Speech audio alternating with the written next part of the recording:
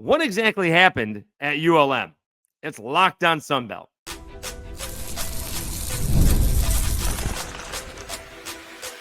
You are Locked On Sunbelt, your daily podcast on the Sunbelt Conference, part of the Locked On Podcast Network, your team every day.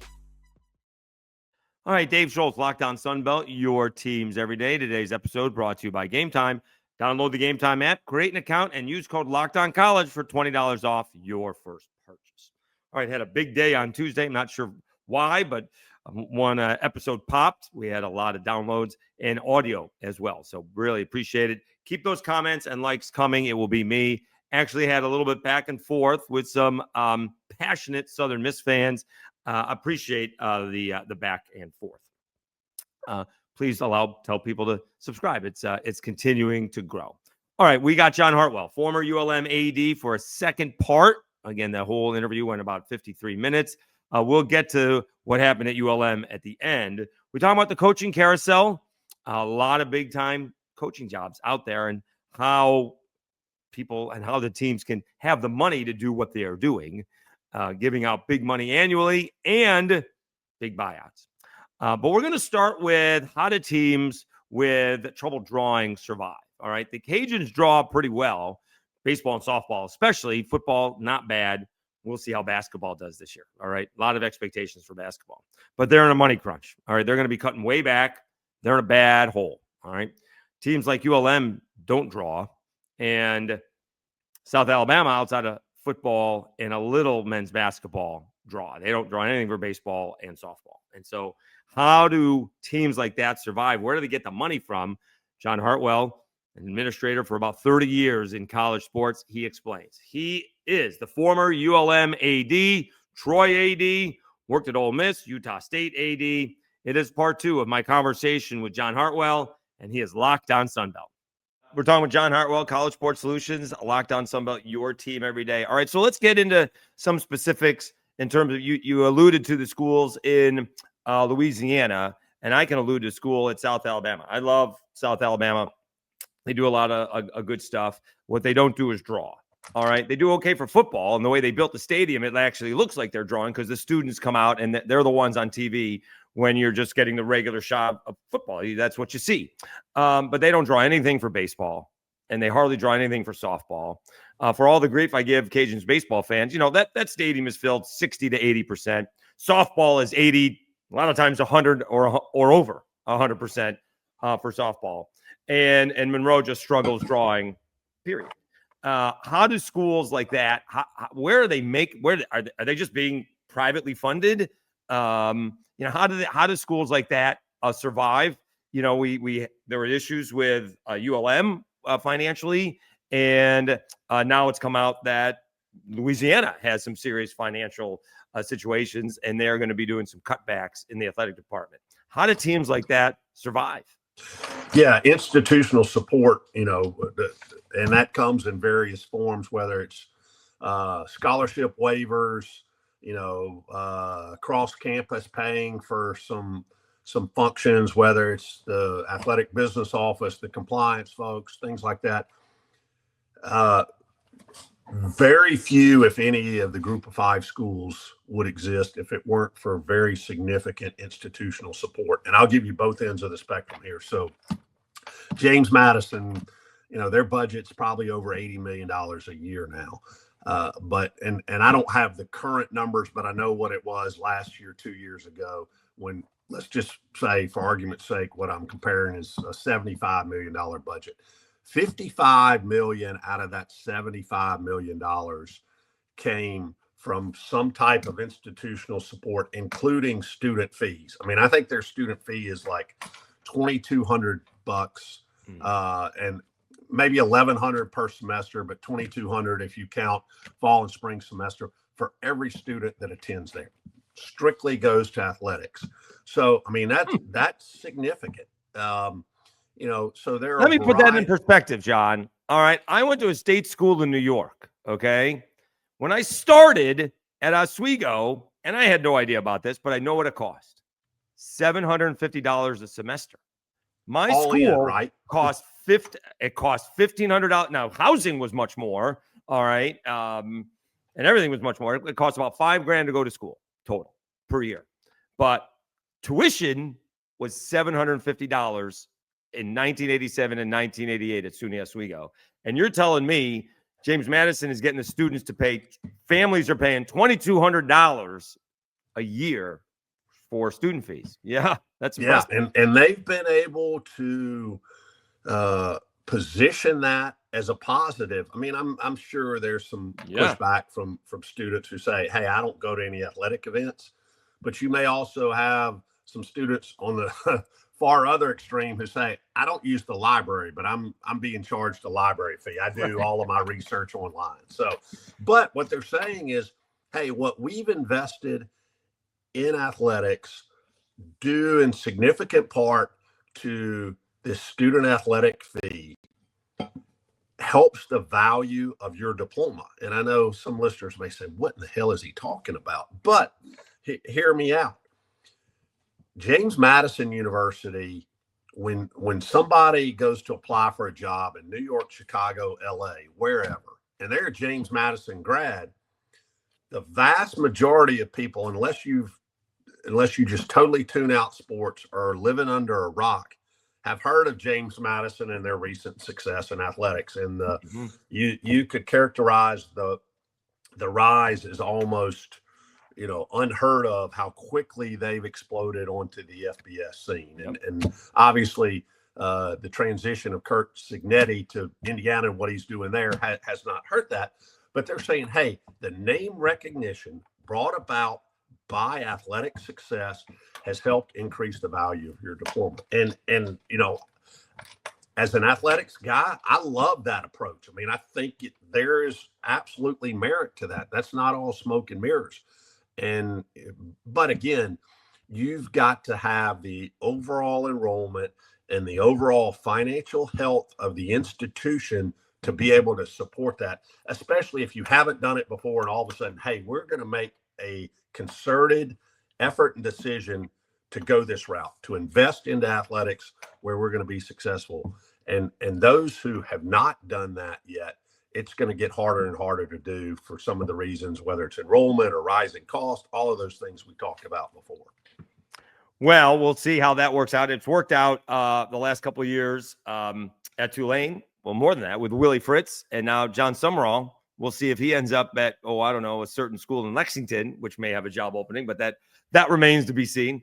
Hey, I think he's going to have several suitors for him. I've actually known John Summerall since he was a high school linebacker at Grissom High School in Huntsville, Alabama. John Summerall is the real deal. I'll tell you that. He's a good, wherever he goes, he's going to have success. Oh, and by the way, he may be, now Lane's been at it a little bit longer, but Lane's audio clips, priceless. John has gotten that way too. I was watching last night a video of his post-game Saturday. And he called out the state of South Louisiana media, who was there and who wasn't, and made reference to LSU. He's tremendous. No, he's fantastic. And just like you did, I was sitting at home one day, asked if he could come on the podcast, and they said he can do it right now. I'm like, let's do it. So he's very accommodating, and that's not the only reason we like him, but he is a very nice man and an outstanding football coach. Oh yeah. All right, let's take a time out. We'll come back, continue our conversation with John Hartwell. He talks about it from the consulting side, as long as with the AD side. 3, 2, 1. All right, let's take a time out. We'll come back, continue our conversation with former ULM AD John Hartwell. He talks about the hiring coaches process, as the coaching carousel is certainly off and running. Now he's going to be doing it from the consulting side, and he explains that process. We'll do that right after I tell you about Mazda and Peloton. Mazda crafts cars for those who do more than simply move. From footwork to breathwork, athletes sweat all the details. Mazda brings the same intention to how we craft every model. You can feel Japanese craftsmanship in every detail, from the metallic accents to available Nappa leather upholstery. You can make everyday drives feel like anything but, from smooth handling to intuitive controls. And with all-wheel drive standard in every crossover SUV, you can drive with a confidence through almost any season. Like our players, we sweat every detail because when you make every move count, impossible becomes irrelevant. Mazda, move and be moved. And Peloton. Peloton is shaping the future of fitness with a brand new Peloton cross-training Tread Plus. Powered by Peloton IQ, it's their most advanced equipment yet, designed to give you real-time guidance and endless ways to move, whether you're running, lifting, or cross-training with your favorite instructors. This is training reimagined. Peloton is built for breakthroughs with tools that help you plan, stay motivated, and reach peak performance. I love how Peloton IQ system offers real-time strength coaching.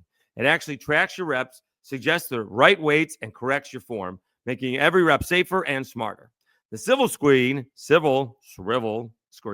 is a game changer. You can go from running on the Tread Plus to strength training without missing a beat. And the personalized class recommendations keep you engaged. You get workouts tailored to your vibe and energy level each week.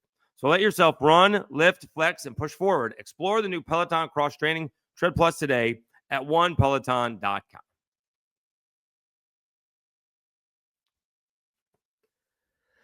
All right, Dave Schultz, Locked On Sunbelt, your teams every day. Let's continue our conversation with the former ULM AD, John Hartwell, now with College Sports Solutions, talking about the consulting on trying to hire new coaches. He can do it from both the AD perspective, and now he's working as a consultant. He is the former ULM AD. He is John Hartwell, and he is Locked On Sunbelt. Oh, yeah. All right, so now we're going to get to the payoff. John Hartwell, College Sports Solutions. Actually, we'll talk about that. Let's talk about that first, and then we'll go into what happened at ULM. Tell us, it is interesting that you're in as a person, I guess you're on the other side. You were an AD, and you would use consulting firms to hire the coaches. I know the reason why that is. Can you, I think, and well, I'll just say I think I know the reason. The reason for that is, for the most part, these schools are public institutions, and people can get the Freedom of Information Act and ask for emails. Now you're not doing that. You just show them the emails that you sent to College Sports Solutions, or they sent to you saying this is the deal. Then they come with their 5 guys, and then there's information from that. So that's the reason that's been told to me, that why you're using a consulting firm to do the hire. Now you're on the other side of that. Explain that process. Yeah, and it really is. You're spot on there, David. To protect the confidentiality, both from the institution side of, hey, because as you know, fans crave knowledge, and it ratchets up several notches when you get into the search mode. I mean, there are people who private plane tracking. Oh yeah, they're combing through tail numbers who are landing at various airports, and I mean, there are a lot of folks out there who have way more time on their hands than you or I do. Right. But so be it. More power to them. That passion helps drive the success of college athletics. But the confidentiality, both for the institution and for those individuals, who they may be pursuing. Because right. Again, look at the number of schools that are open right now. And there's still 6-7 weeks left in the regular season. You got conference championships, you got bowl games, and there is. I mean, it's not small programs, right? No, Penn State is open. Not. Florida's open. UCLA is open. Arkansas is open, right? Auburn may come open, right? Yeah. And you look at, I'll say this, amongst the FBS athletic directors out there, and there's only 100, whatever it is now, 135, 136. Most everybody in that fraternity / sorority know each other. You've known each other. You've kind of come up through the ranks together. So there is a code of conduct and respect there, to where, hey, if you can take Indiana off the board now because he just signed a new contract, but let's say 2 or 3 of the current openings that exist, that they have an interest in John Sumrall. And, that is not right on any front for folks to be calling John Sumrall now, for Scott Strickland to be picking up the phone and calling John Sumrall and saying, right, hey, are you interested? But if Scott Strickland hires a search firm who really, and the search firm's not even talking directly to John, the search firm's talking to John's agent, Correct. then that is more acceptable. Not, the fans at Tulane probably don't want to hear that, but that's happening. I mean, that absolutely is happening. So it gives kind of an arm's length distance between the institution and the prospective candidates to have a search firm involved. So, I'm excited about it.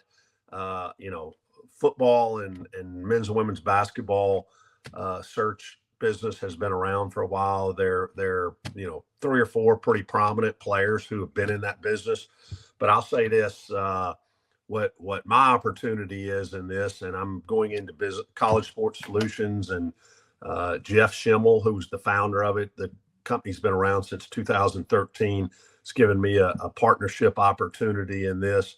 What I'm excited about is, the existing search firms, the Power Three, if you will, Daniel Parker, whose dad started Parker Search. You've got Turnkey, Chad Chatlos, and Katie Young, who do a good job in the business and have had a lot of searches. And then Turner, Todd Turner started it, who was a longtime athletic director. He's kind of turned it over to his son, Drew, now. Those guys have been established in this business, but I'm excited because those guys doing these day-to-day searches, they have not been ADs. No knock on them. They're very professional in what they do. But the fact that I've spent the last 13 years as an AD, and if you count the time before that, 10 years at Ole Miss, really the last 20 years plus conducting searches, being involved in these.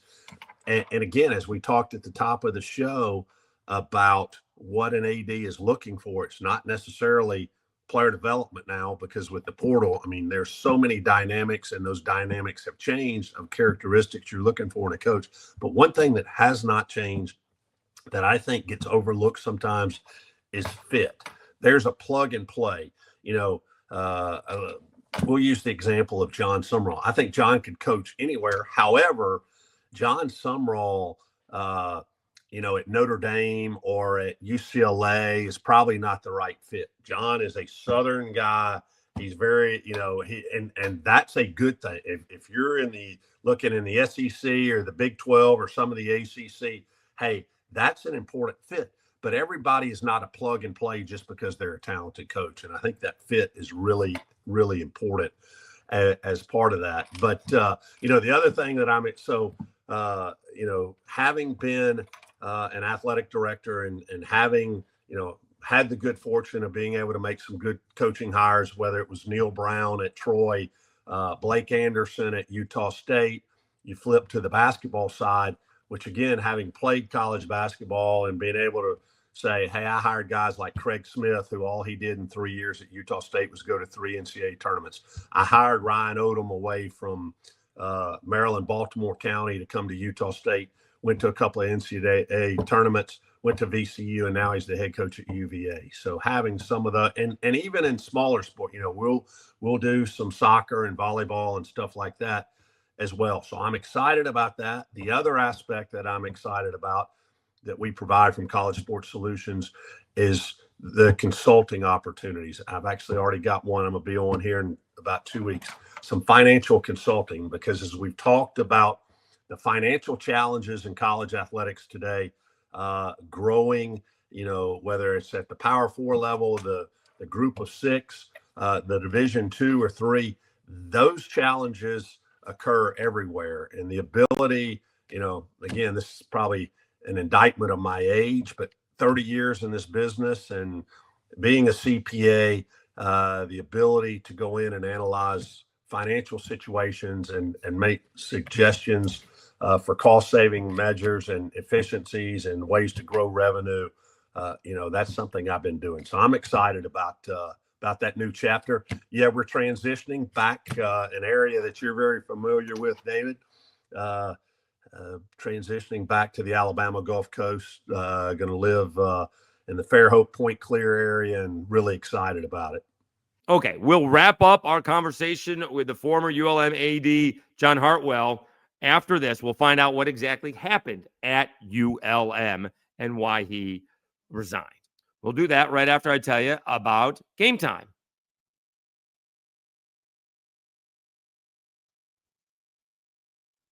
College football is back, and I couldn't be more excited. The tailgates, the rivalries, the energy in the stands, there's just nothing like it. But let's be real. Actually getting tickets can feel more of a battle than the game itself.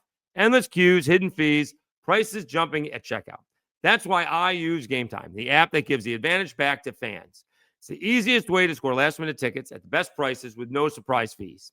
That's what you see is what you pay. The app made it super simple. I could even see the exact view from my seat before buying. And I love zone deals as well. Pick the section, Game Time picks the seats, and you save big.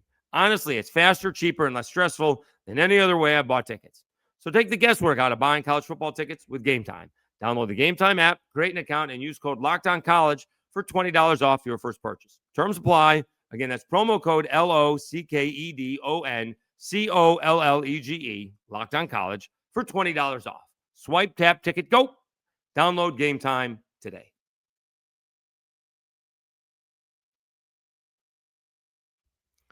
All right, Dave Schultz, Locked On Sunbelt, your teams every day. Let's wrap up our conversation with John Hartwell. Sincerely appreciate his time. Almost an hour, and most of it was him, right? I think I may have asked 8 questions. That was about it. But we find out what happened at ULM. He was so excited to get the job. He was a big part of La Tech getting into the Sunbelt, and all of a sudden he decided he needed to resign. He explains why next. He is the former ULM AD, John Hartwell, and he's Locked On Sunbelt.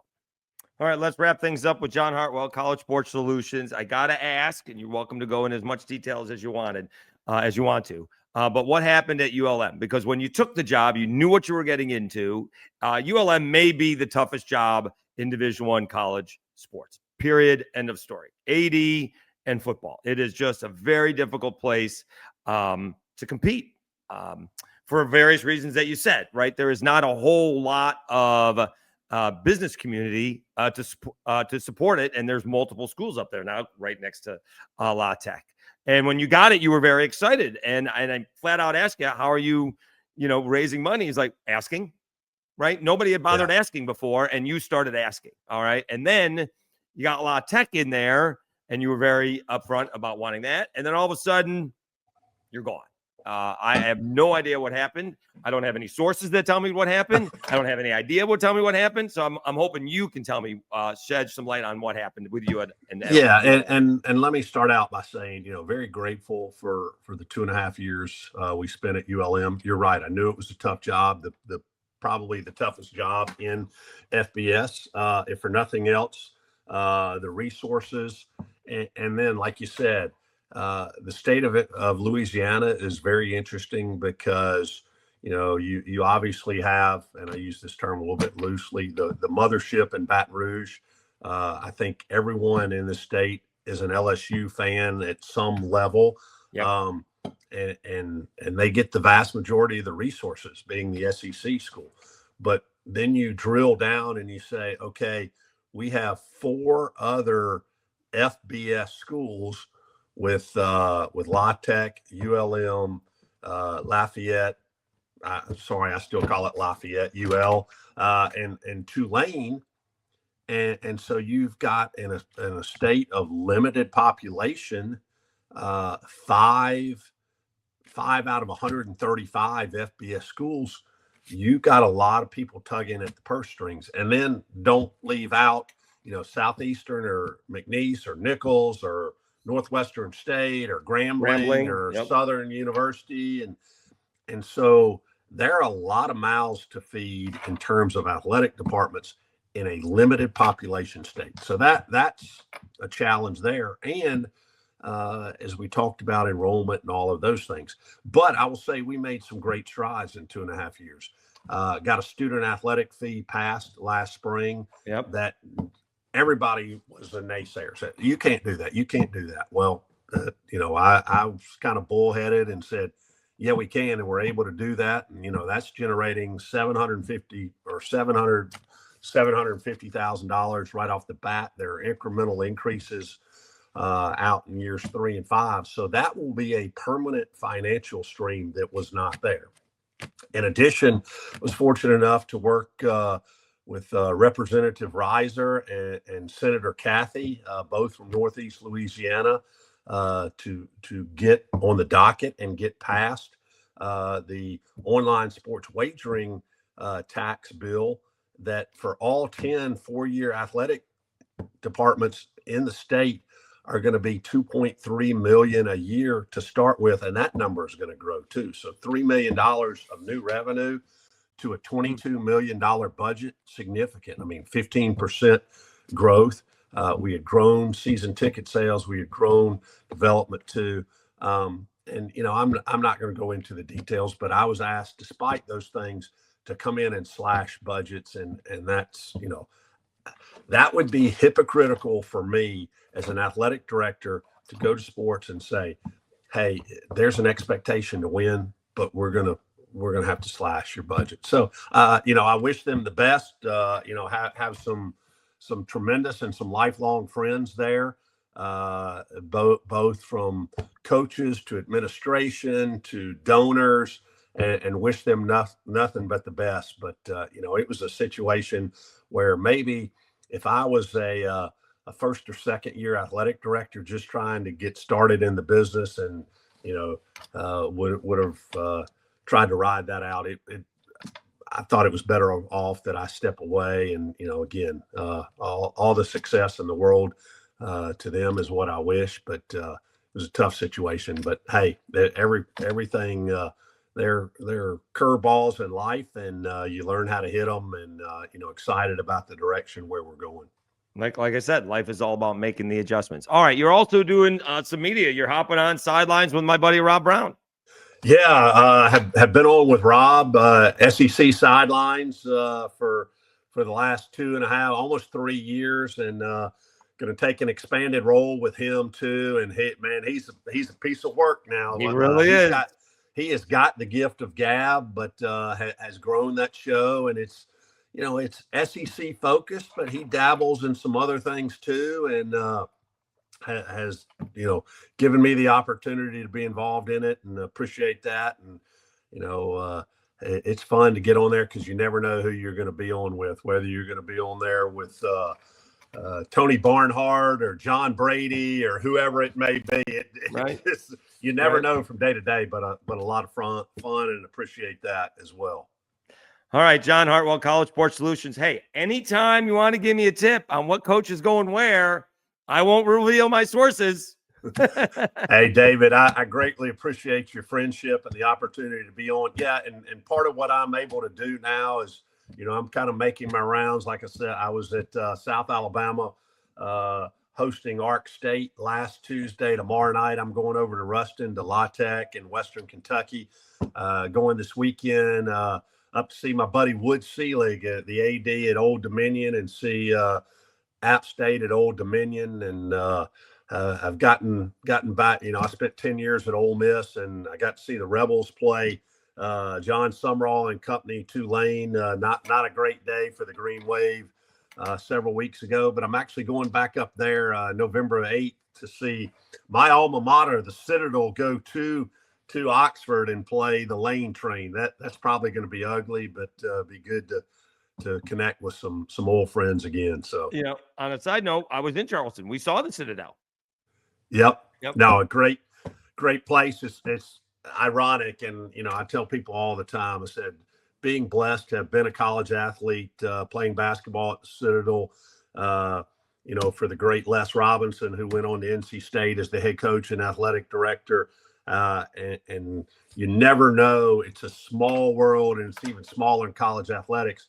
So we're moving there to little community, the Colony, across from the Grand Hotel in Fairhope, and literally 2 blocks away is going to be a college teammate of mine from the Citadel who's been an orthopedic surgeon in Fairhope for the last 25 years. So love it, and very blessed to have been in the business for a long time and continue to be in it. But hey, David, thanks again for having me on. Look forward to seeing you in person soon. I appreciate that, John. Thanks for hopping on Locked On Sunbelt, and best of luck and congratulations with the new gig with College Sports Solutions. Appreciate it. Take care. Perfect. That go well? Yeah, it did. I mean, I'm going to count my questions, and I probably didn't get in 8 questions because I know what John Hartwell brings to the table. You should have just told me to shut the hell up. No, you gave me exactly what I wanted. Can you go off the record and tell me, and I'll even stop the recording, what happened at ULM?